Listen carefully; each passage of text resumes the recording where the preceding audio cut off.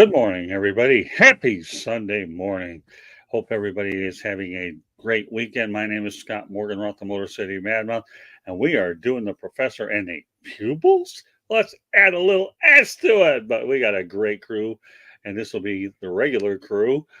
Jeremy Ballrec, welcome to the big show. Hello, glad to be here. All right, and Jacob Christner. Always happy. Always happy. It's my first time on this. I'm happy. Yeah, it'll be good. This show is something that we're working on building, and obviously, I'm very confident in the approach that we're going to have. I know that it's a Sunday. A lot of us have things we got to get to do. That's no problem. We just want to wake you up with some con, a good opportunity to look at things in a different way. With that said, okay, without further delay, I'm going to lead off with Jeremy's topic. Okay, when Jeremy mentioned this topic about end of an era at the University of Michigan on March 29th, 2018. You know what? I didn't want any more information because the JB version of this broadcast will be more than happy to send it out there. All right. Well, in March of 1919, the Michigan Union, which is the student body union headed up by the Alumni Fund, raised money to build a building right next to the main part of the campus at University of Michigan to give the student body a place to relax and have recreational facility. They built a gym, they built a pool, and they built a billiards room within the building. It opened that same month. There was a total of 12 tables in there. There was a 3 cushion table, which is 12 foot by 6 foot.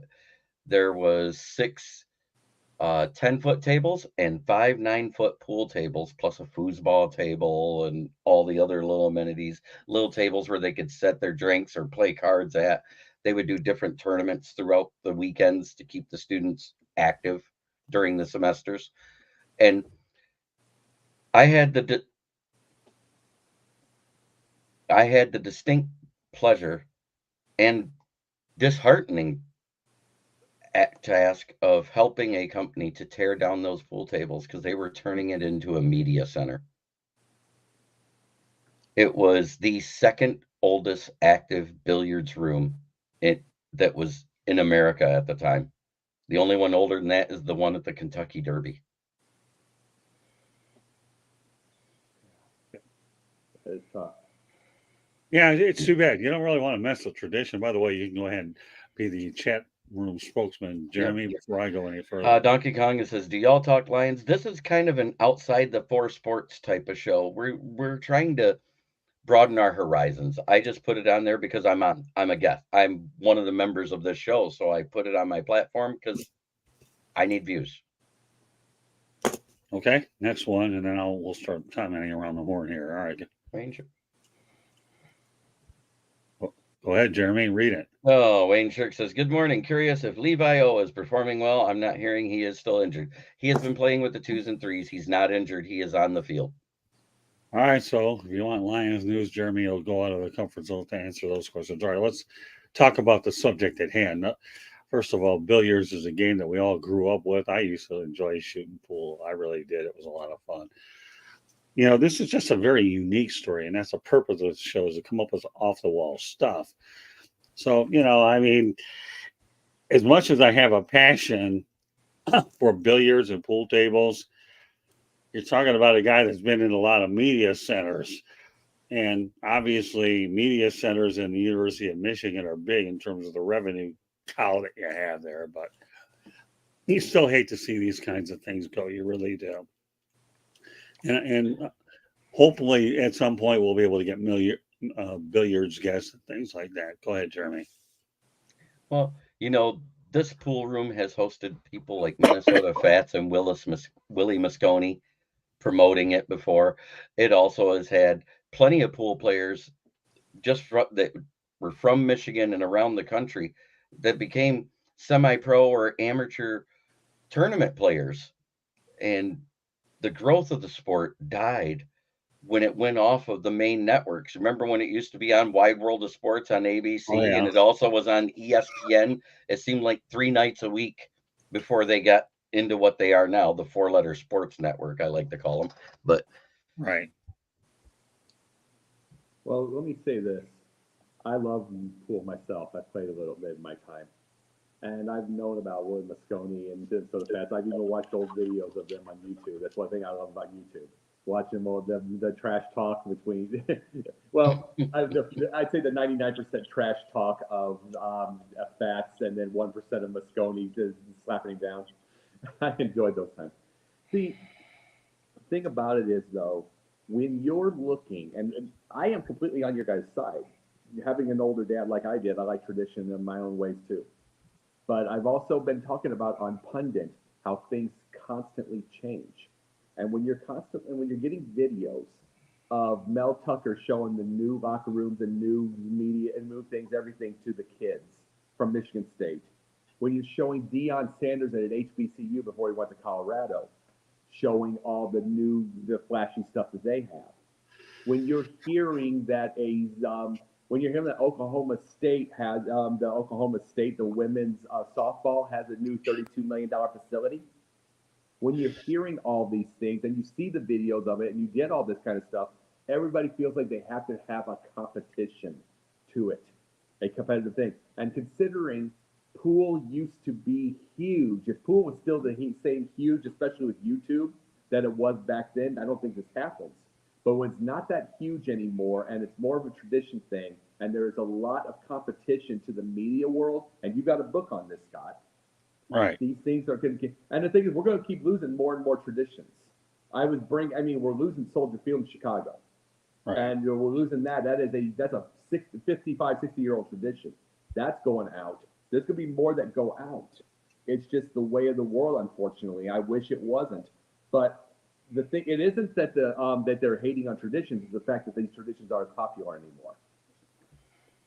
Well, one thing I'll add to this real quickly before we go on to our next topic. I used to love watching bowling on TV. You talk about Dick Weber and all those guys. I mean, bowling was and our colleague George Eichhorn used to actually be the editor for the Bowler's Digest.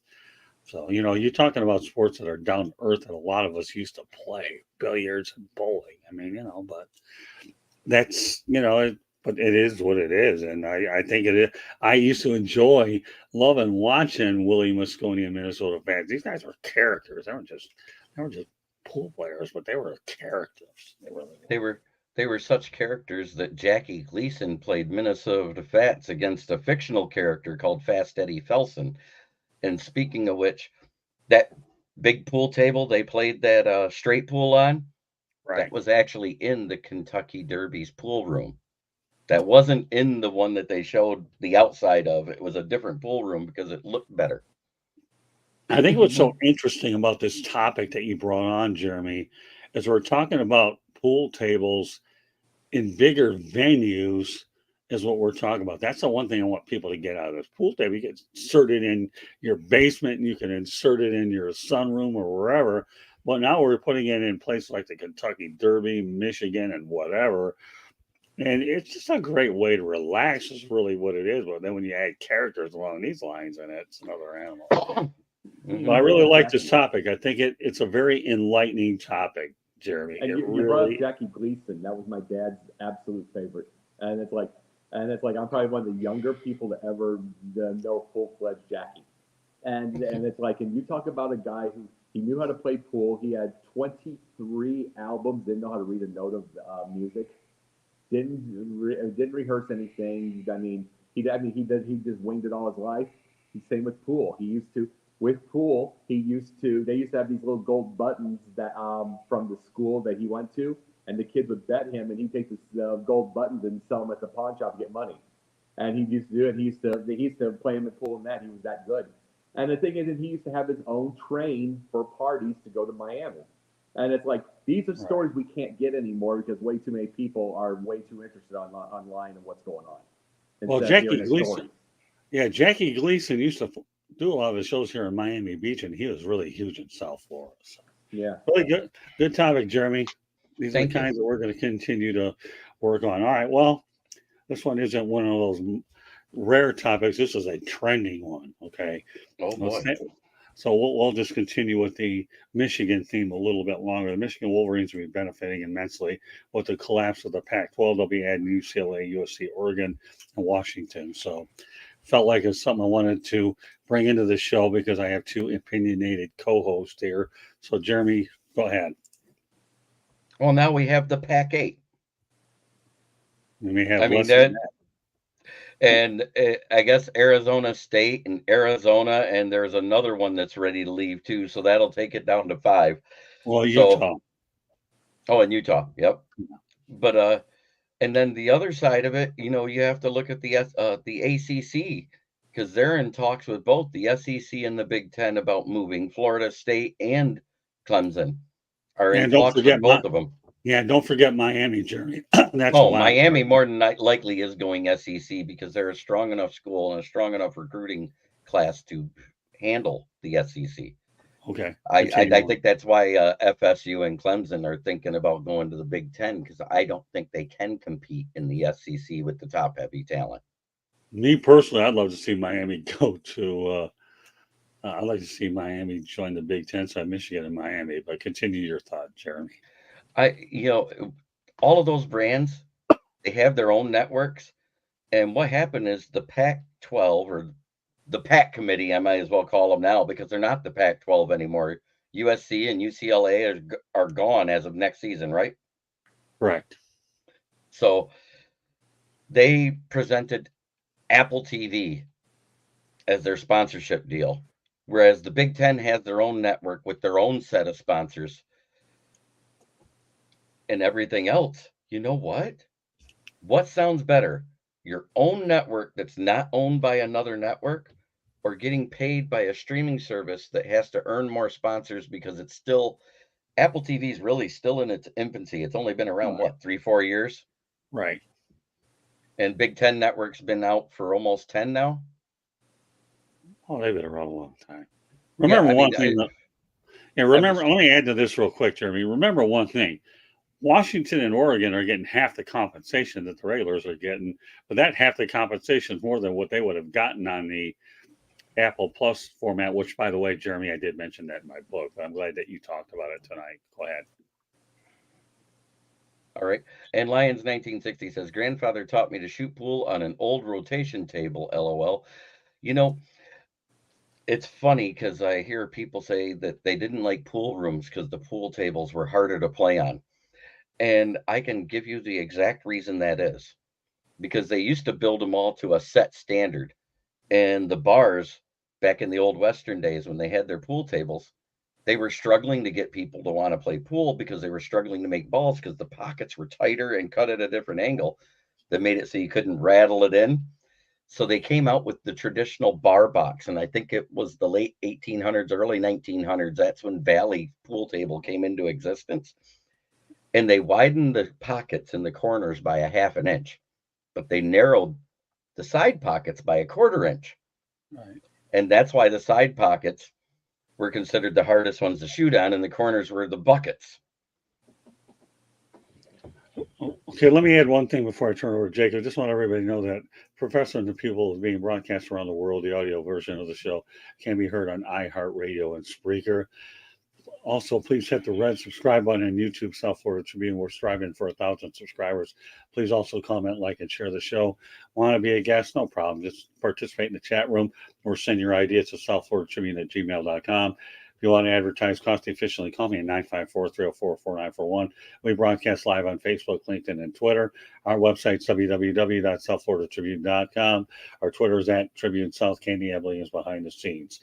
I'll go no further than that. I'll turn it over to Jacob. Go ahead. Well, bringing up that thing, what you said about the pool, that explains a lot. Like every time you heard about those old pool hustlers with the bowler hat and the suit, and every single one of them, you always see it on the shows, or you ever see a thing, Right. they hit soft. It's soft in center pocket. Soft in center pocket. Right. They hit it soft because you hit it too hard, it ain't gonna rattle in. Right. Yep. And those were the things. It's like, and those were, and see, they were always playing the big tough guy with the big muscles who wanted to nail it 100 miles an hour, and they beat him. It's just because that's how they did it. But so explains it. But bringing up the Pac-12, they were their own worst enemy. First off, maybe 4 teams, sometimes 3, Right. were competitive every year with anybody, especially out of conference. So it's all that you got to remember. You got the SEC and SEC West, SEC East and the West. They both got four in their own divisions who are always competitive, always, and stuff like that. And even when Tennessee, and who had about a 15-year stretch of terrible, they would go to a non-conference thing and beat them. You know what I'm saying? Even the worst of the worst. Vanderbilt would go to any certain conference and get a really good game out of somebody. That's a conference. That's a strong conference, even if the team isn't good. So Pac-12 didn't have that. It's been constant. Second of all, the Apple TV thing, when someone like Kevin Warren, before he went to the Bears, got a gigantic deal that beat the SEC deal, which went on CBS, and then all those other deals. They've gotten all that kind of thing. This is not the time to go. See, we've got Apple TV now. See, it's like the old, you know what it's like? When Pac-12 did that, it's like the old grandpa that buys something that buys something that's supposed to be state of the art now, that is probably about 5 to 10 years old and out of date, but he thinks he's doing well. Look at this new tablet. It's about this big. Yes. See, you give them credit for trying because they're trying to move forward. You give them that credit, but you can't go that far when everything's moving so fast. When Kevin Warren, the reason I was so happy he went to the Bears is because they're going to get within the next couple of years, they're going to get relevant very, very, very fast. It's because of as far as him being a president, of the things they're going to be doing, you know what's going to happen. Right. These little things, the rules changes that's going to be, that's going to be because he did it with the Big Ten, B1G. He got them a huge deal that beat the SEC's deal. So now everybody wants to go there. And guess what? The Pac-12 is dead. Well, here's the thing about Kevin Warren before he took the Bears job. He told the new president, get Oregon and get Washington. What you get with Oregon and Washington is you get Seattle, which is a huge TV market, and then Oregon, you get Phil Knight's money. Yeah, and we all know that Phil Knight and Nike is a huge, huge brand. So that was brilliant. So, and don't be surprised to see California and Stanford wind up there too once it hits 20. Now, you know what, Jeremy? You did mention an interesting scenario that I do want to reiterate on. Okay, number one, yeah, maybe the SEC would like to have Miami. I don't think the Florida Gators want the Hurricanes because of what Mario Cristobal is going to do there. Okay, so that was an excellent, excellent point. By you putting Miami in the SEC, that makes an absolute no-brainer for Florida State and Clemson to go in there. And wow, what a conference you're going to have. And think about it from this standpoint. Should Clemson and Florida State wind up in the Big Ten? You're going to talk about a conference that is going to have some of the biggest, winningest programs in the country. All right, we know about Ohio State. We know about Michigan. All right, let's forget about that. But despite the fact that the Nebraska Cornhuskers have been down in recent years, don't anybody ever forget about their winning tradition. They're one of the top. And there's another thing I'm going to throw out there. Notre Dame's going to ultimately wake up and end up in the Big Ten because at some point, people are going to look at their TV money. It's not going to be as high as the Big Ten. And somebody asked me this the other day, why they're in the ACC, because right now, Notre Dame being in the ACC for the other sports, it's easy for them to maintain independent status of one program, but yet be able to be affiliate. But let me tell you, when it all comes down to dollars and cents here, okay, and that being this, when the Big Ten money is much higher than the Notre Dame money that they're getting in, Notre Dame will be in the Big Ten. I don't care what anybody says. And many? I'm sorry, Jeremy. Go ahead. Okay. How many times, and I've talked about on sideline and on here, on the pundit and on this, and Jeremy's heard me too. How many times have I said Notre Dame is so decrepit? How many times have I said that? And it's like I keep talking about that. The first thing I always bring up is that 1988 NBC deal that they seem so proud of and want to keep extending. When all of this keeps happening, and I've been bringing it up for a decade. I've been bringing this up for a decade. I was bringing it up before any of this was going. Before any of this was there, I was bringing all of that up. I said they are absolutely ridiculous. No, Notre Dame. No, forget about Yeah, Notre Dame. I no, I love what he says there. I hope the Big Ten makes Notre Dame sweat it out. Yeah, that'll be the you know what? That'll be the comment of the day. I'm not going to downplay the significance of other people saying in the chat room, but Eric Dalton just hit a bullseye with this. Yeah. And but that's the thing. They should have been in a conference 10 years ago.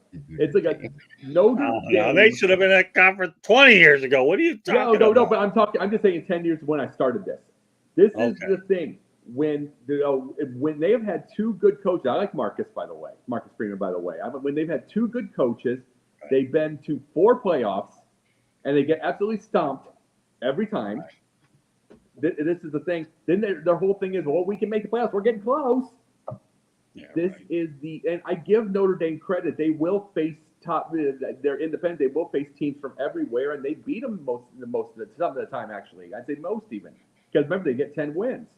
But when you are facing the top of the top, and you get especially these conferences, and they're getting more and more competitive, Notre Dame should have been ahead of this. Instead, they are. Yep, absolutely.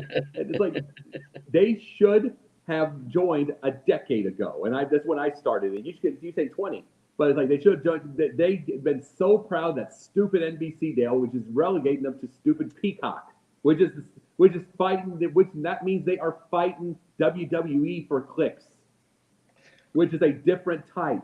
It's like then they have see Notre Dame now has to fight WWE for clicks. They have to fight like the Super Mario movie. They have to fight the shows. They have to get everything. And it used to be on its NBC. That was big in its day. But 1988 is 35 years. right. Get forward. It's like, and that's the big thing about it. It's like Marcus Freeman. They were so happy. What's going to keep him from being Ty Willingham? Remember, he was still 8-4 last year. What's going to keep him from being Ty Willingham if they don't change things up? Right. Well, here, I love this comment by Eric Dalton in the chat room. They should join Penn State. Talk about another elite program with a lot of wins. Penn State for sure. So Eric's on a roll. Both of you guys are making some quality points. I just think Notre Dame has to understand that Oregon and Washington are going to take half of what the other ones are going to get, and it'll be an escalator to get more money. But they're just glad to be in the Big Ten to begin with, and it makes the travel a bit easier for USC and UCLA as well, where you have a credible Western side, so it's not as bad. So I see nothing but a win-win all the way around. And like you guys said, Pac-12 is dead. Sad. And we'll see how they find a way to regroup. All right, let's continue the Dalton theme here. Jeremy, why don't you start reading some of these comments? Notre Dame saw what the Big Ten did to Penn State, and they got scared to enter the meat grinder. Well, they get in the meat grinder every time they get their butt kicked in the playoff. I know. You talk about meat grinder, they get killed. Yeah, well, that's an excellent point by Dalton too, because you know what? Penn State walked in there as an independent that won a lot of games, and all of a sudden you have to face the same team year in and year out in a different venue. They get to figure out what you're about. What about what happened with Nebraska and Wisconsin, though? Think about it. Oh, they both fell apart when they got him in. Yeah, Wisconsin's own Nebraska. Okay, we're talking about the same Nebraska team used to face Oklahoma on Thanksgiving, right? And it used to be a fun game to watch, and then Texas entered the picture. Well, I'll tell you what, Wisconsin has done to Nebraska. Oh, my goodness. I mean, that's just – but those are two examples. Why don't you say everybody but Maryland and Rutgers has done to Nebraska in the Big Ten? Yeah, well, no. That's pretty much it. Maryland and Rutgers are upcoming programs. Michigan, Big Ten made an incredible move adding the metropolitan New York area with Rutgers. And Maryland, you got Baltimore, Washington, D.C. So the Big Ten is way smarter than all of them. And the one thing you guys should understand, sorry, I'll just get this out, Jacob, I'll refer to you, is the fact that they brought instant replay in before anybody. Everybody always copies the Big Ten. I'll say, all right, which one do you guys want to implement first? I'll say this. Sorry, go ahead, Jeremy. Well, I was going to say basically the exact same things. You didn't even let me complete my thought. I took a breath. And I was like, oh, man, he steals my thunder while I'm talking. Nobody steals your thunder, Ballrig. It doesn't matter. But go ahead. Add a storm to it. The whole thing is that they want to play better competition. In the Big 12, Nebraska was beating everybody. Right. 99% of the time. They'd lose 1 to 2 games a year. They came into the Big Ten with that big chip on their shoulders, and it was enough that we knocked out their coach. Think about that. We made their coach retire in the Big Ten. Okay. So nobody stole your thunder. All you did was add to it. Mm-hmm. Yeah. And you know what we'll call it instead of adding to it, Jeremy? Okay, you ready? Expanding upon it. Well, that, but we'll just say fall. You know what fall means? The fall of Nebraska. It's been mighty and it's been hard. No doubt about it. All right, go ahead, Jacob. And Matt Rule's going to continue it. Being honest, he's going to continue to fall. But the thing about Nebraska and Wisconsin and Iowa, see, Iowa's going to find its fall when Ferentz goes, because at least Ferentz is the defensive guy that can keep his team in games, and that his defenses are top quality. His defenses are practically SEC level. His offenses are Pee Wee League, Except at the tight end position. Yeah, exactly. I know what you're saying. But no, exactly. But no, the biggest, but I'm just saying 5-3 win last year against New Mexico State was kind of ridiculous. But no, but what is happening to these teams is what I was bringing up with one of the, and Scott was on this thing. We were bringing it up with the end of the cold weather game with one of our topics. It's like, it's going to be, I don't mean it's going to be now. I don't mean the thing. I'm meaning down the future, because you're getting, because you are getting, look at how many of the Big Ten are going to be in these warm weather areas. Now, UCLA, USC, most of Washington, most of Oregon, most of the year, those are warm. There's going to be, look at how many of Arizona, especially if Arizona goes. Look at how many of these are going to be warm weather areas. And then all of a sudden, and by the way, all of these teams now that are coming in, high-level offenses, state-of-the-art offenses. And it is still the same West Coast offense from Bill Walsh in the Big Ten that is not done right. It is still that. To this day, it's still the same old school 1988 offense in those areas, and these defenses laugh at you. And it is like, I was going to ask you, Jacob, because you brought it up the other day when we talked about USC and UCLA joining. How many miles are they traveling this season as a team? Yeah, I know what you're saying. 2,400 has to be, but no, correct. But they're going to hate the cold weather at first, but these are still high-end offenses, state-of-the-art offenses, with most of these Big Ten teams like the Iowa, Wisconsin, Nebraska, that are completely 1984. I'm going to say 84, not even 88. They're completely 1984. Same thing over and over. You still see that. You still see a 3rd and 10 throw for 3 yards in the sideline, so we can get closer for a punt. Still see that. They're going to eventually they're going to start getting murdered, and then they're going to have to do more warm weather ideas. That's what I'm talking about when I said the end of the inclement weather. It's going to get that way over the years, because the minute the state-of-the-art offenses figure out this weather, it's over. They're going to murder these teams. Well, let me add one thing to what you guys. I enjoy what you guys are doing. I think it's pretty entertaining to sit back and watch you guys talk about it. But remember the one thing about the Pac-12: defense is a foreign language. It's an offensive conference. And when the likes of Oregon, who play at Autzen Stadium, go to the Big House in really bad weather, let me tell you, those are going to be frozen ducks. That's all I can tell you. So take it for what it is. And I see we got a few more.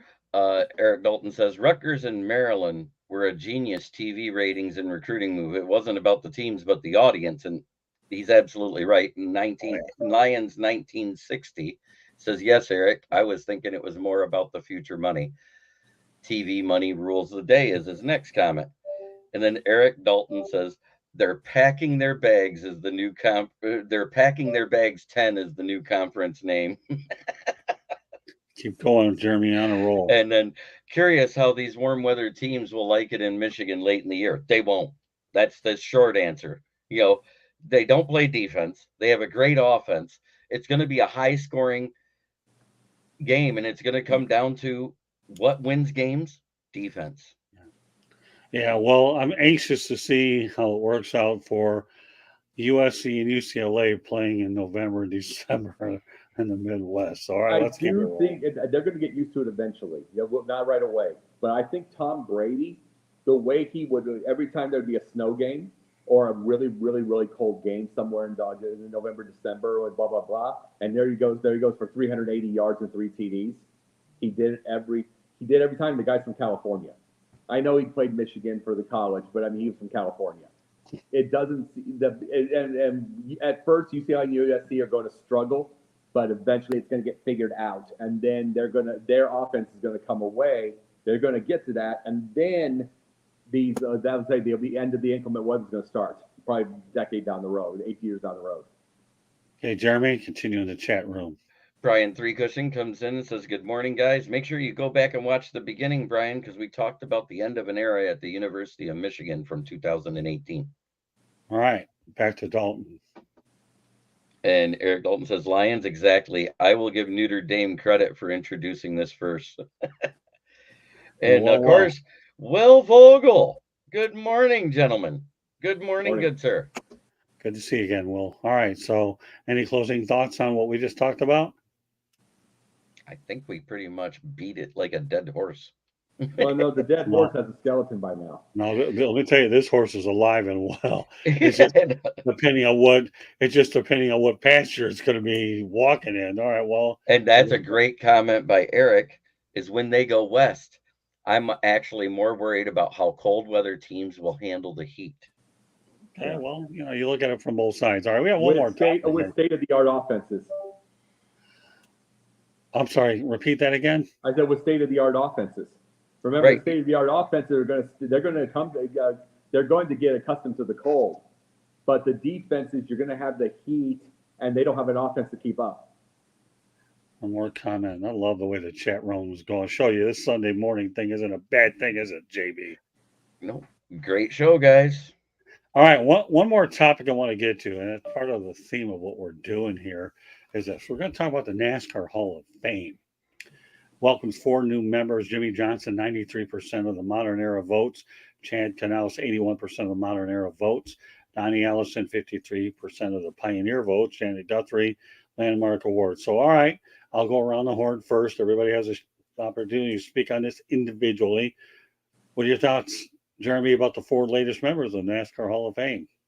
They should be there. I mean, what else can you say? Jimmy Johnson is one of the winningest race car drivers ever in NASCAR.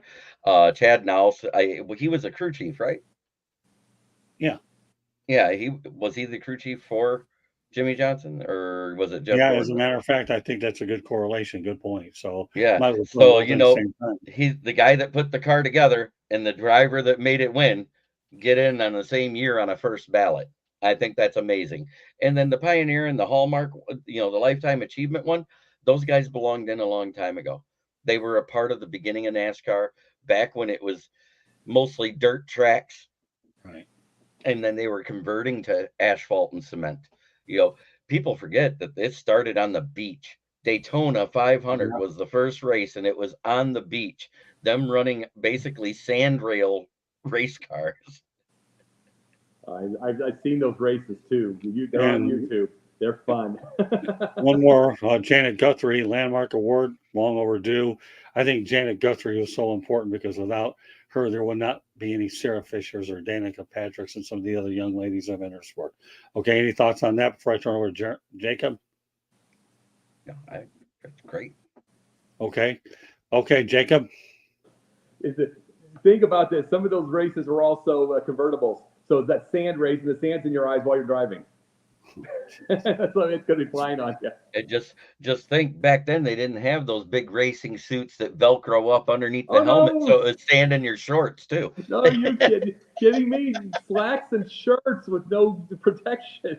It's like, and there's no roll cage, and it is legitimately. but no. Number one, who are the 7% that said Jimmy Johnson? No. Are they old school Earnhardt or Richard Petty fans who don't like this era now? Because I'm just asking this because he is one of the all-time winningest racers. Who says no to Jimmy Johnson? Exactly. And then Probably somebody from an opposing race team that is in the Hall of Fame already. Eric Dalton possibly. says, "What? Yeah, No, Ricky Ricky Bobby, Bobby? yeah, right. That's a travesty." Yeah, Keep it but going, Jeremy. And he goes, "Seriously though, all very deserving." and how I thought Bobby Allison was in already. Are you kidding? Oh, we're talking Donnie Allison. Donnie Allison, Donnie. I was going to say Donnie. Yeah, I thought they were all in, but it's like this is basically. Did Davey make it, or did he? Did Davey make it? He passed in '93. Did he make it? And Pensman Sports says, "What's up, guys? Good to see you, Yeah. Penn." Hey, Penman, Did Davey make it? Did Davey make it to the Hall of Fame? Davey O'Brien? Davey Allison. Yeah. I believe Davey Allison's been in about 4 or 5 years now. That's what I was gonna say. It's like if it wasn't because he died so early. If it wasn't, he died so early. He basically died so early. But at the same time, it's like, I mean, how did it take Donnie so long? Oh no, How you did know it what? take him If I so sat there and tried to say how long it took to get people in there, I could develop another show around that. So I'm gonna. Truthfully, the reason it probably took some of these guys so long is the complete dominance of one man. Well, remember though one thing: the NASCAR Hall of Fame is relatively new Richard too. So Petty.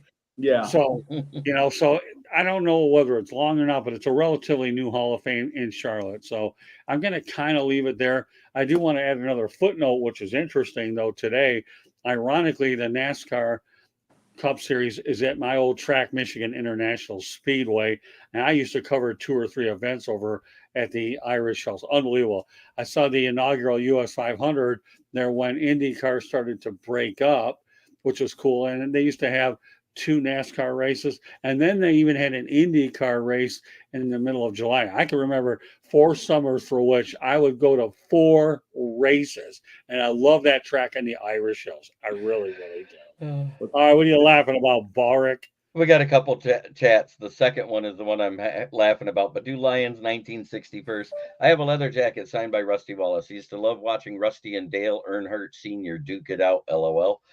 And then Eric Dalton comes in and says, Dick Trickle and Sterling Marlin, if not in, need to be in just for their names. Oh, that one's good. No wonder you're laughing. No. You want to know what? You talk about Sterling Marlin. It reminds me of a name called Sterling Golden, which was Hulk Hogan's name back in the day. It was in Alabama. It was an Alabama named him Sterling Golden. It was from an old gay promoter named Jim Barnett. His name is Sterling, my boy. He just got it like that.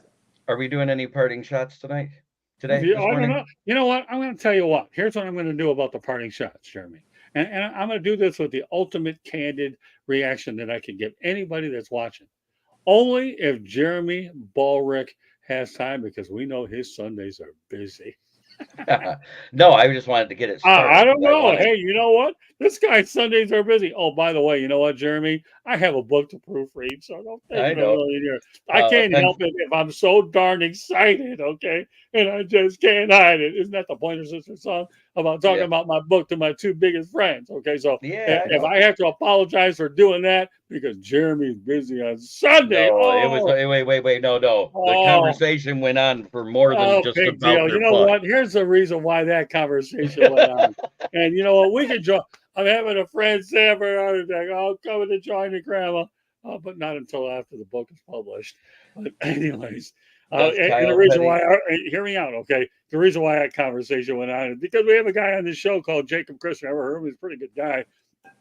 You know what that further validates? Never heard of him. Yeah, I'm sure you have. That guy? I thought that was Bill Clinton. Yeah, what that further validates what that further validates what we do when, and folks, I know that you only see what we do on there, but our pre-production meetings are really fun too.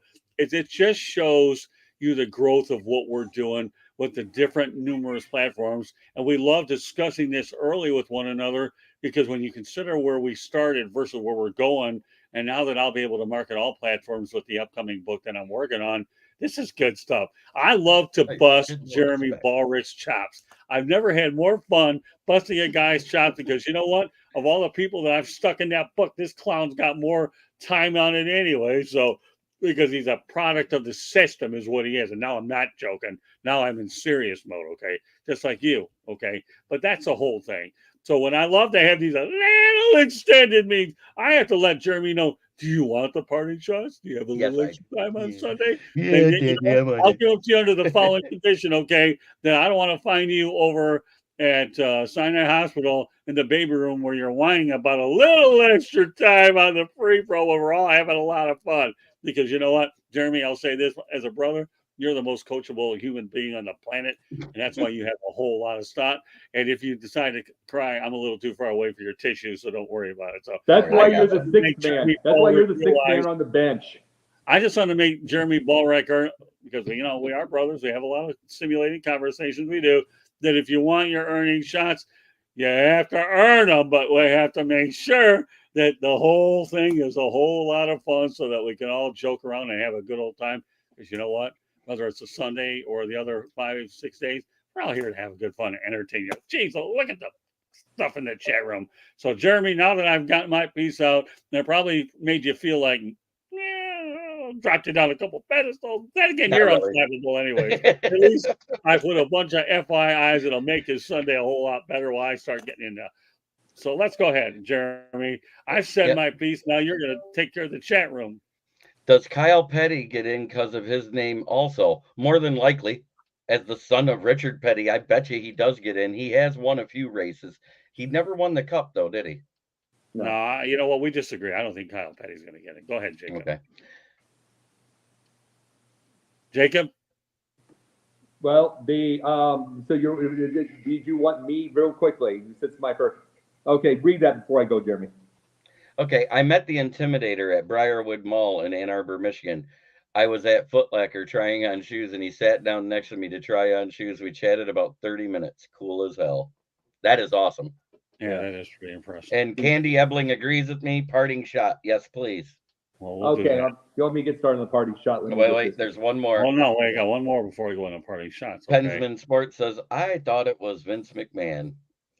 Talk about you.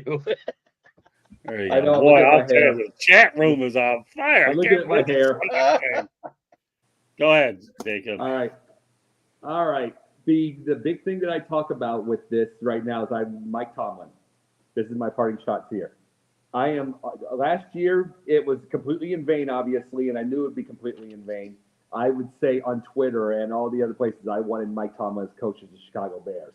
I wanted him badly, and it's like and I'll tell you why though. So if you watch, he, unlike a lot of teams, or like the Bears, for instance, will allow videos on the field to be able to take a look at how everything is going. And guess what? He wins all the time. He has winning seasons all the time. But this is what I love. Both the Kenny Pickett and Mitchell Trubisky having amazing camps. All the wide receivers are having amazing camps. 3 guys that had a good camp last year, did not play at all, are working just as hard again to play again for him. Tight ends are awesome there. You have 2 of the big tight ends right now. I mean, Freiermuth and the rookie, who are just going to town. They're going to town on the thing. This team has every single person on the roster that wants to do good for Mike Tomlin. They want to win for Mike Tomlin. They love him. He is the master of coaching psychology. It is. I do not play along with the whole YouTube and TikTok highlight crap. I want winners, and I want somebody. I look at the surface. I don't look at just surface. I look at the deeper end of everything. I want to see Bears. And you want to know the last time the Bears truly had that they wanted to win for somebody? I'm just saying it's Mike Ditka. Maybe a little bit of Lovey, but even Lovey didn't have that much success. And it's like, but with Ditka, you had a thought of winning every single Sunday, and that was the last time it's been a very long time. And I am a huge, and the thing that makes me sad with the whole thing with Mike Tomlin, he's had 17 years in the league, and he says he's not going to double it, so he can retire anytime he wants. And that's going to be a sad time of the league. It's because there's not a lot of coaches that can get the players who can still be tough. Tomlin can still be tough. He can still be a badass, but they want to play for him. It means he's got the psychology down pat in this day and age. And there's going to be a lot of coaches that are trying to figure it out and don't know how to do it. And so when his time comes, it's probably a few years, but I'm going to miss him because I wish the Bears would have him big time. All Okay, right. Jeremy, before you get to parting shots, you're going to read we have in the chat room. I was going to address that one, but okay. Candy Ebling, Diana Taurasi becomes the first WNBA player to score 10,000 career points. There's a Hall of Fame career for you in a sport. Okay, what were you You going to could say- address? Then you could, Mike Tomlin actually already suggested he's ready to retire. what was he? That's gonna be, and it makes me sad because, like I did say it last year. I said it last year all through the time. I knew it was in vain. I wanted him in Chicago because I'm sick and tired of not having an expectation. There is, no matter if you have a tough season, well, which is 9-8 with him, or 8-8, 9-8 with him. Whether you have a tough season or you have a good season, they play just as hard for each other, and that is psychology. Not a lot of coaches have figured that out. Well, not only that, let me elaborate on your thought, Jeremy. Now he's going to retire. He's probably going to write a book, take it easy, be with his family. He's accomplished everything he has to do. Right. What more does he have to really improve? He said his days of coaching has wore him thin. That was his exact words in the interview he did with somebody there in Pittsburgh. I can't remember if it was ESPN or Sports Illustrated. Yeah. And they went on to talk about how he's never had a losing season despite not having the best of rosters. No kidding. Yeah, good point. And then my parting shot at myself, kudos to Ford Field passing, and Lions fans are going to be upset about this, but passing up a free weekend for everybody to come to Ford Field to watch the Lions practice. We're talking about practice. Instead, they had SummerSlam last night, which had 59,134 people in attendance. The floor tickets were $1,500 a piece alone, and the floor was packed. I watched it.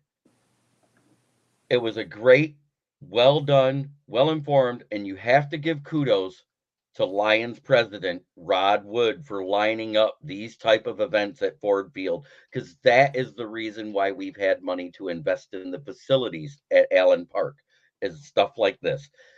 And they made a percentage of the proceeds of the biggest pay-per-view event in WWE history. So you talk about all of that. That's a lot of money coming into Ford Field to help Allen Park get better equipment and better stuff for our players to be better health-wise and performance-wise. Excellent parting shot. Real quickly, do you see the competitiveness of this world when we're talking about the Bears getting Kevin Warren and the Lions getting all the, like a Dan Campbell, a Rod Wood, all these guys? They're young. Everybody's young, and they've got a lot of energy. They've got a lot of this, and it's like, this isn't the Tom Landry world anymore, and it's like everything is so competitive. The Bears in Detroit have been the bottom feeders for so many years, and now they're talked about one of the two are going to win the division already. Okay, go ahead in the chat room, Jarrett. Lions 1960 says, cool, Eric. I met Rusty at Maine Raceway. He signed about 500 autographs in the rain. Keep it going in the chat, Jeff. Eric Dalton says, Lion, very cool. Rusty Wallace was cool, too. I got his autograph for my father-in-law on Father's Day at MIS when we camped in field and I had pit passes. Eric Dalton said, family fun fest. Miss it. And Lions 1960, when do you think they move on from Allen Park? Let's see. Allen Park opened, I think it was in 2000. So that facility is being improved upon every year. It's updated because that's where all the extra proceeds that come into from Ford Field that they have after they put it into the facility and their coaching and their strength and performance staff. So while all these people say, oh, they just want to make money, you have to remember you got to invest money if you want to make money.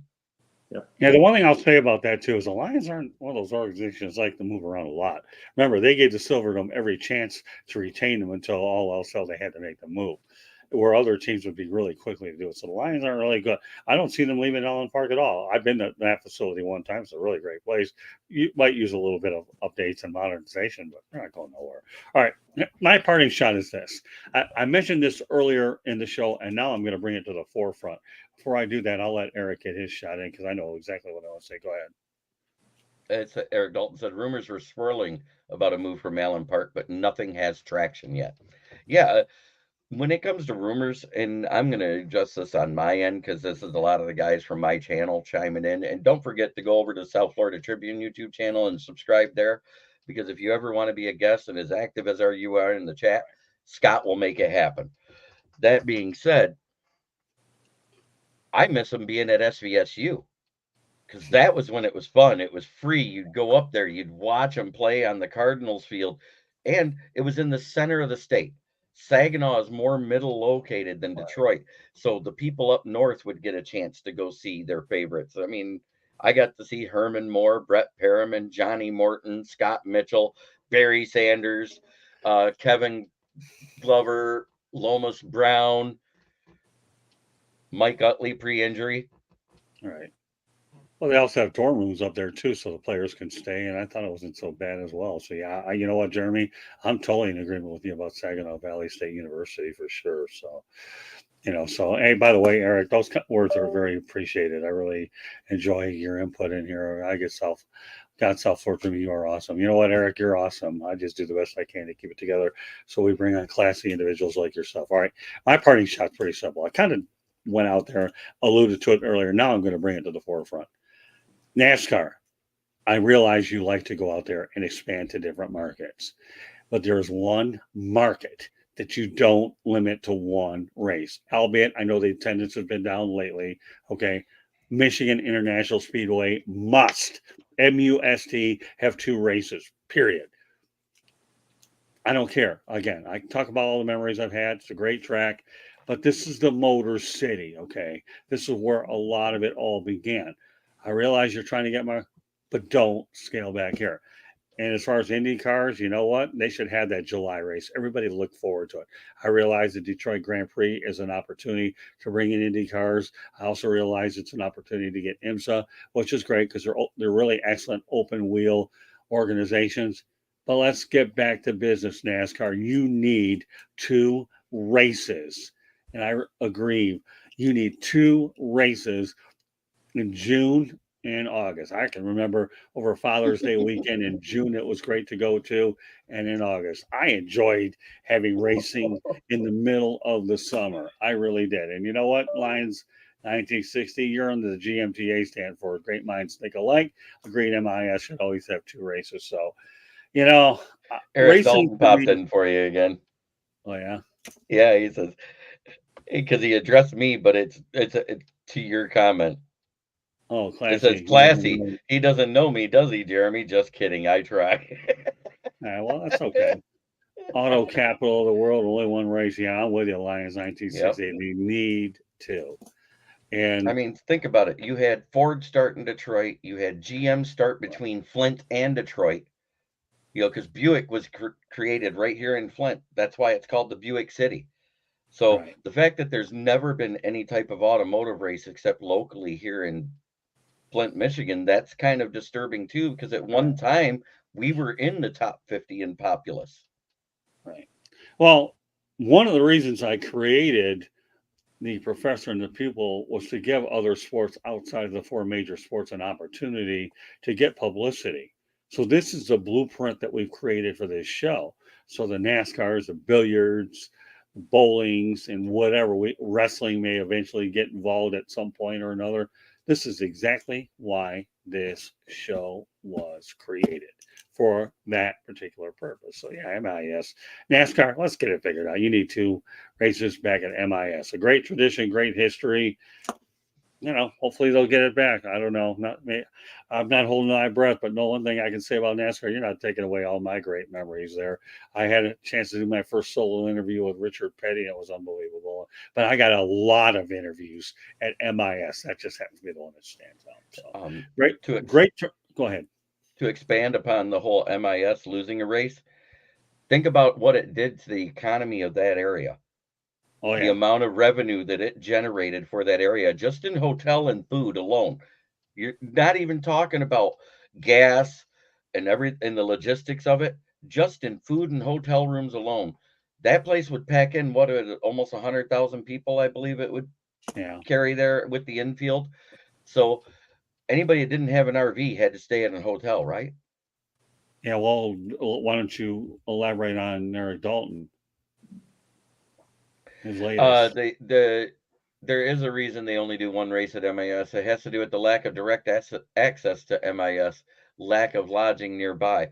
But in that surrounding counties, you're talking about millions of revenue in hotels. And then on top of that, if they were from out of state and had to stop and fill up gas, look at all the gas that they're doing. The drivers all stay in Ann Arbor. Yeah, because they got the 5-star hotels and that's the closest place to have them. That makes sense. You're not going to have a 5-star hotel in Brighton or Holland. There you go. Boy, I'll tell you, the chat room was awesome today. It really was. So I'm glad everybody participated. But yeah, I don't know. I do believe, and I'll never back off this, that MIS should have 2 NASCAR races. I still think they should bring that July Indy race. But those were great races. And having covered 4 races, to me, auto racing is my passion. Do I get into it like the other sport? Not quite as much, but it doesn't matter. This is summer, okay, especially up in that area, and it's an opportunity to get fans involved with motorsports there. So, and we'll conclude it on one comment before we go to wrap it up. Facts, but drivers have to leave at 4 a.m. to get to the track. You know what, Eric? I used to get up at 4 a.m. living in nearby Farmington Hills to get to the track. It never mattered. I used to be a junkie for meditation, slap my cassette tapes in my car and just listen. Got there. They were 12 to 15-hour days, but it's not like they occurred all the time. You brought your pet T-Rex with you? What's that? You brought your pet T-Rex with you? You had your cassette tapes and your 8-tracks and your pet T-Rex. Yeah, no, Yep. I know. That was a different lifetime. Trying to get That's what the radio was on. That's what he rode there. Yeah. Hey, you know what though? That's a great comment there, Jacob. But you know what?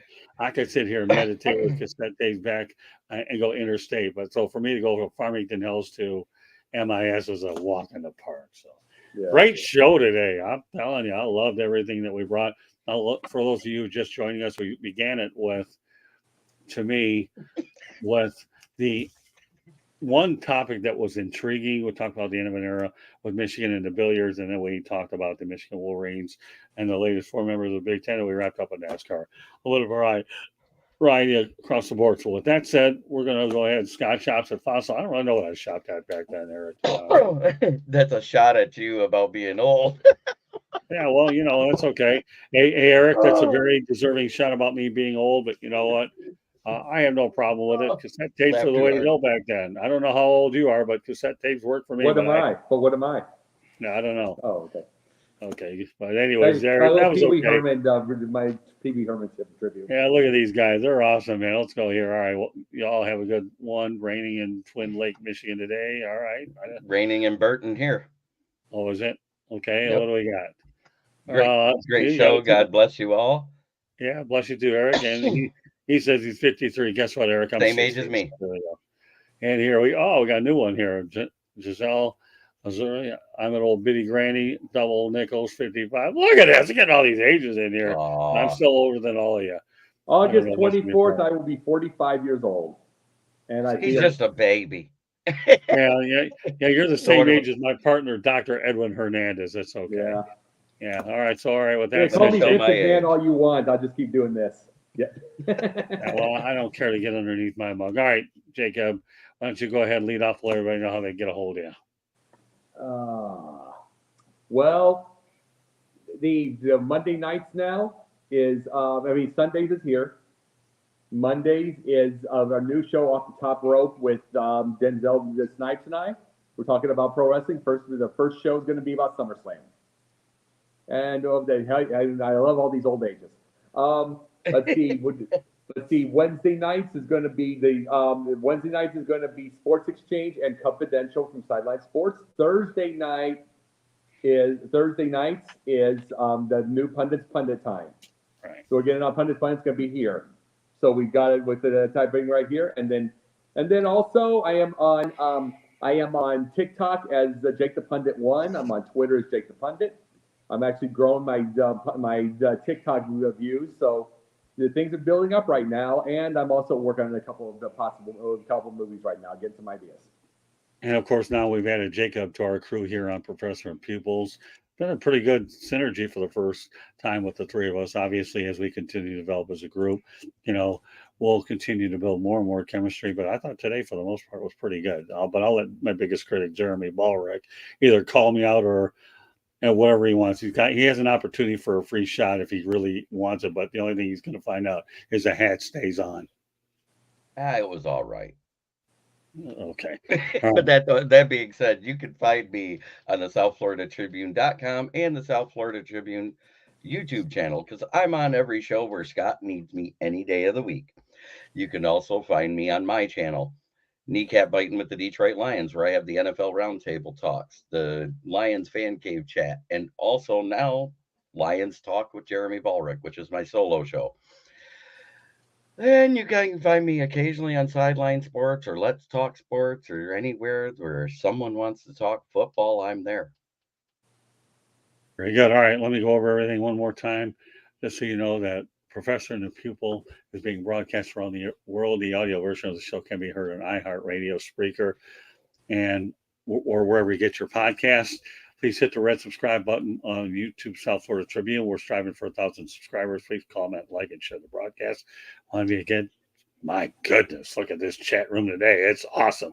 Send topic ideas to southfloridatribune@gmail.com. You want to advertise cost efficiently, call me at 954-304-4941. We broadcast live on Facebook, LinkedIn, Twitter, and YouTube. Our website is www.southfloridatribune.com. On Twitter, it's at Tribune South. Candy Ebling is behind the scenes, but today she decided to go out there and make herself in front of the scenes. Very good stuff. And I have other developments I'll bring on as time goes on and they begin to become more concrete. So I'll leave it at that. So any closing thoughts, Jeremy or Jacob, before we call it a day? All good on my end. I got Eric Dalton's last comment. My dad on my 50th birthday said, "Welcome to the top of the ladder, son. Now you got to look down the hill." He goes, I responded, "That reminds me, Dad, your last cemetery plot payment is due." That's how we roll. Well, all right, Eric, if you say so. Hey, no reason. We're putting them out there. Anything you want to add to it otherwise, Jeremy? No, it was a great show. Thanks, everybody, for tuning in. Thanks, everybody, from the chat. It's been a pleasure. It's good to see some new names. Good to see some old names. I'm happy to see all of you. Yeah, and you know what? We'll have our next show in about 3 weeks.